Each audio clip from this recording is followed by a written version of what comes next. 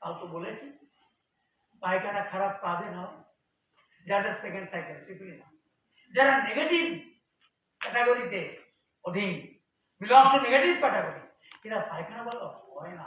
কত বছর লাগবে আমি জানি, আদৌ মরবার আগে পায়খানা ভালো হবে কিনা তাও জানি না। ফলে ইভাকুয়েশন নিয়ে না ভাবাই ভালো। ওই একটাই ভাবতে হবে, আগের দিন আপনি 4 ভাগ নিয়েছেন না, আজকে একবার করে অপর দিন আসবে, তারপর ও বলবে না কোনটা গেছে, বলবে আমার হাতটা তুলতে পারছি না গো, আমার পায়খানা ভালো হচ্ছে না গো। ও সরি, না বলবে না, আমি হাত তুলতে পারছি না, আমি কোমর বাঁধতে পারছি না, আমি পায়খানা প্রস্তাব করতে বসতে পারছি না। ঠিক আছে, ঠিক আছে, আমি দেবো। আগে আপনি বলুন, আগের দিন আপনি বলেছিলেন খাতায় লিখে রাখতে হবে কিন্তু, এই দেখুন আপনি প্রথম দিন দেখিয়ে গেলেন, দ্বিতীয় এসে বললেন 1 ভাগ ভালো, আজকে আপনি বলুন 8 ভাগ ভালো,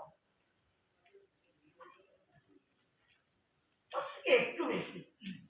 কত বলবো, অর্ধেক বলবো, তা পারে অর্ধেক ভালো, তাহলে কি হবে, মেডিসিন ওইভাবেই চলবে, কোনো বুদ্ধি লাগাতে হবে না। দেখো বাবা, আমি সব কিছু করে রেখে দিয়েছি, ভাত মাখা আছে, তুলবে আর খাবে, তুলবে আর খাবে, কোনো বুদ্ধি লাগাতে হবে, সে মাজায় ব্যথা হোক আর মাথায় ব্যথা হোক, সব আমি করে রেখেছি, তোমাদের কোনো ভূমিকা নেই, কোনো চিন্তার কিছু রাখিনি। শুধুমাত্র সেকেন্ড সাইকেলটা বারবার, তাও তো বললাম না, মোর দেন 99% সিগনেচার, তাও তো হয়ে গেল, একটু অত জানতে হবে, বাকি সবটাই গ্যারানিগিরি করবে। আমি তোমার বস, তুমি আমার গ্যারানি, মানে ডেফিকেশনের উপরে মেডিসিনের চেঞ্জ চলে কিচ্ছু না বাবা, ওই পথই চলবে, হয় 65 ডোজ, না হয় নেক্সট ডোজ, নেক্সট ডে, তারপর দেখালাম কখন কিভাবে চেঞ্জ হবে। তাহলে সবটাই তো অনেকটাই তো বোঝা গেছে, দেশে গিয়ে বোঝাবে, ডাকবে, অন্যকে দিলে বাড়ে, একটাই মাত্র জিনিস, অন্য সব কিছু কমে যায় দিলে, এই একটা জিনিস শুধু দিলে বাড়ে। কেন বললাম আমি, দেখো তোমার কাছে যারা যাবে তারা আমার কাছে আসবে না কেন, অত দূর থেকে কেউ আসবে, ফলে কিছু মানুষ তো পরিষেবা পাক সঠিক, প্রয়োজনে যখন তখন যা কিছু প্রশ্ন করবে আমি জবাব, আমি এই ছেলেটাকে এরকম বললাম কেন, ও এমন সব কথা বলে যে আমিই জানি, তাহলে ও যদি আমার মাথার উপর দিয়ে যায় তাহলে ওকে আরো বেশি পড়তে হবে, আমি হয়তো পড়িনি, আমি যদি আরো 10 বছর বেশ থাকি হয়তো ওটা বুঝতে পারবো, আমার এই বয়সে আমি বুঝলাম না, তাই ওকে। আর ওই যে ভাইটাল ফোর্স তুললো, ভাইটাল ফোর্স মানে কি বুঝে আমি জানি, এই যে বুঝো ভাইটাল ফোর্স কি সেটা একটু বুঝো না, আমি জানি তুমি বোঝো না, ভাইটাল ফোর্স মানে হলো রিজন গিফটেড মাইন্ড, যার মধ্যে রিজন গিফটেড মাইন্ড আছে, কাউকে যদি ধর্ষণ করবে না, ধর্ষণ হাত থেকে বাঁচাবে, এই বোধ যদি তোমার এসে থাকে তাহলে ভাইটাল ফোর্স তোমার ঠিক আছে। আপনারা ওই পোটেনশিয়াল ভাইটাল ফোর্সের মধ্যে যোগ সাজস করতে দিও, মরে যাবে, আর মরে যাবে না, পাগল হয়ে যাবে। আচ্ছা, তাহলে হলো, আপনি জিজ্ঞাসা, কারো আপনি জিজ্ঞাসা, প্রেগনেন্সি বলে ব্যাস, তাই প্রেগনেন্সি। দেখো আমার বইতে একটা চ্যাপ্টার আছে ট্রিটমেন্ট অফ প্রেগনেন্সি, ওটা ভালো করে পড়তে হবে, তবু আমি সংক্ষেপে বলে দিই। ফার্স্ট টাইম স্টার্ট সিএল 14-200, এই করে 8টা মেডিসিনের 26টা ডোজ, এইটা আগে দিতে হবে, কোনো গভর্নমেন্ট ইউজ করা যাবে না, কেন ইনকমপ্লিট অ্যাবর্শন হয়ে যাওয়ার সম্ভাবনা।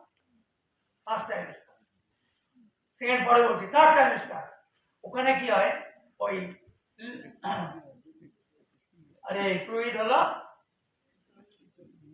অ্যামনিওটিক ফ্লুইড, ও কিন্তু ড্রেনেজ হয়ে যায়, কি ছিঁড়ে যায়, পটাটা ছিঁড়ে যায়, তাহলে এক্ষেত্রে সেকেন্ড লোয়ার পদ্ধতি দেওয়া যায় না, শুধুই হয় সিএম 15, 18, 21, 24, 27, 30, কি হয় লাভ, প্রথমত ওটা ছিঁড়বে না, দ্বিতীয়ত এই ইউটেরাইন মাসেল খুব শক্তিশালী হবে, খুব জোরে চাপবে এবং বাচ্চাটা খুব তাড়াতাড়ি হয়ে যাবে, এবং তোমার কন্টিনিউয়াস পেন থাকবে এবং বাচ্চা তাড়াতাড়ি হয়ে যাবে, এর জন্য থার্ড টাইম শুধুই হায়ার করে। আর সেকেন্ড টাইম স্টার সেটা কিন্তু হায়ার লোয়ার সব ব্যবহার করা যাবে যেমন প্রয়োজন হবে, মানে according to the demand of the situation.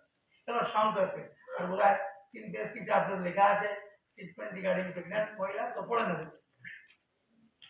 Medicine দেওয়ার পর পেশেন্টের ম্যানেজমেন্টের একটা ইম্পর্টেন্ট পার্ট।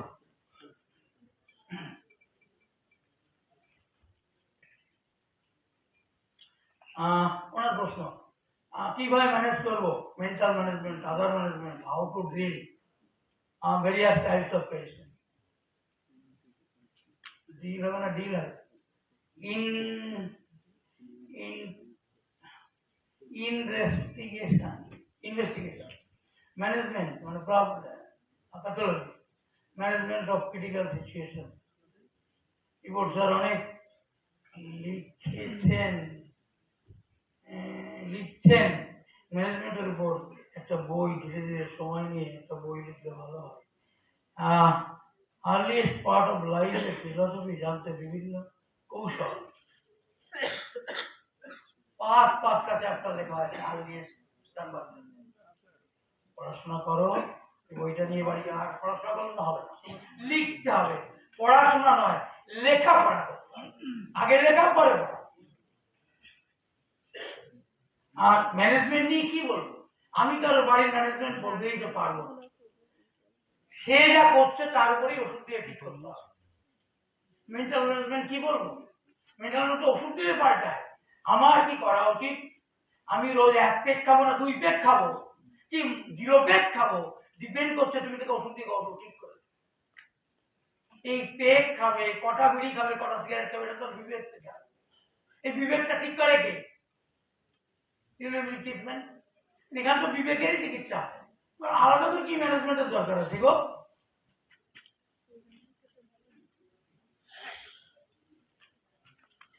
যাও দেশে যাও, বাড়ি গিয়ে বইটা পড়ো, সরি লিখো পড়ো, লিখো পড়ো, এই করতে করতে আবার যেগুলো এখন দেওয়া হলো ওগুলো বইতে নেই, ওগুলোর সঙ্গে জুড়ে দাও, দিয়ে দিয়ে সেটাকে নিয়ে ভীষণভাবে ভাবো আর পড়ো। কিন্তু তোমার এই যাও, তুমি নিজেই পেয়ে গেছো, তুমি নিজেই নিজের মাস্টার হয়ে যাবে। আদারওয়াইজ এই যেখানে যা লেখা আছে খুব একটা কাজের না। তোমার উপদেশ আমি নিতে পারলাম না, দুঃখে।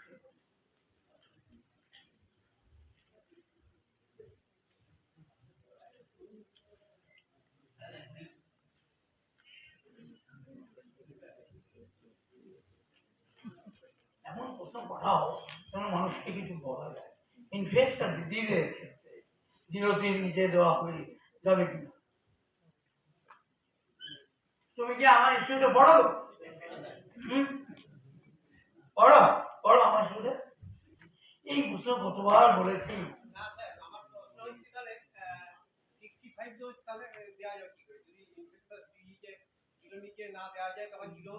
তুমি কিন্তু শুরু করেছো সিএম দিয়ে,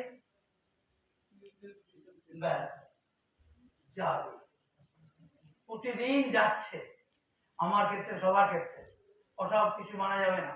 ইনফেকশন নন ইনফেকশন না কিছু দেখতে হবে না, শুরু করবো তো সিএম দরকার, জিরো মন দারুন কাজ করবো।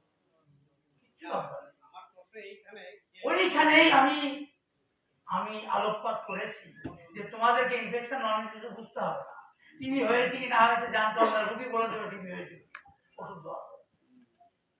ইনফেকশন তো তাই, কিচ্ছু আলাদা করে কিছু নেই। আমার চলার পথে মাত্র দুজনের ক্ষেত্রে আলাদা, 1 প্রেগন্যান্ট মহিলা, 2 অ্যাক্সিডেন্টাল পেশেন্ট। এছাড়া head to feet A to Z সবার ক্ষেত্রে একই নিয়ম। তুমি বইটা নিয়ে গিয়ে পড়ো, সব জবাব তুমি পেয়ে যাবে। তারপরেও যদি বুঝতে না পারো ক্লাসে প্রশ্ন করো। আমার মনে হয় তোমরা যদি বইটা ঠিকঠাক পড়ো। একটা কথা বলি, আমি যখন এই বইটা লিখি প্রত্যেকটা চ্যাপ্টার একদিনে তো হয় না, প্রতিদিন সংযোজন এডিটিং এডিটিং আমি এইভাবে লিখেছি, চেষ্টা করছি লিখবার যে আমি যখন দুনিয়ায় থাকবো না, এরা কাকে জিজ্ঞেস করবে? কাউকে জিজ্ঞেস করলে সে বলবে অমুক বইয়ের অমুক খণ্ডের অমুক চ্যাপ্টার অমুক পেজ দেখো, স্যার এটা লিখে রেখে দেয়। মানে আমি মরে গেলে যদি না বলতে পারো, সারা মরেও গেছে মেরেও গেছে, এখন তো কেউ জিজ্ঞাসা করার নাই, এখন কি করবো? আগে আমার প্রেরণা প্রায় নেই, ভালো ছিল। এই কথা ভেবে বইটা লিখেছি যেন আমাকে গালাগালি করতে না পারো, গালাগালি নিজেকে করতে পারো, পড়ে নিত তাই বুঝিয়ে। আর একটা কথা, তোমাদের এরপরে চলে যাবে তাদের জন্য একটা লেখা দেখাই।